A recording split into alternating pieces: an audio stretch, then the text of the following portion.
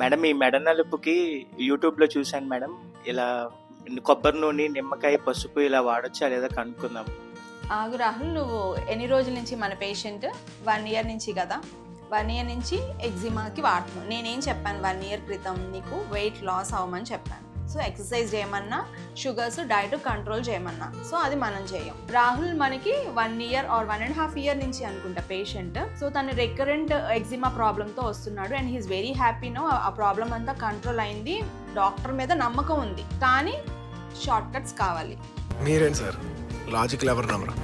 అందరికీ మ్యాజిక్లే కావాలి. సో ఈయన కూడా అట్లాంటివి అనమాట. డాక్టర్ నేను రెగ్యులర్గా నా మీద నమ్మకం ఉన్నా కూడా ఆయన యూట్యూబ్ వీడియో పట్టుకొచ్చి పసుపు, శనగపిండి, ఇంకేవో చాలా ప్రోడక్ట్స్ చెప్పాడు. అవన్నీ యూజ్ చేస్తే మెడ నలుపంట తొందరగా తగ్గిపోతుందంట.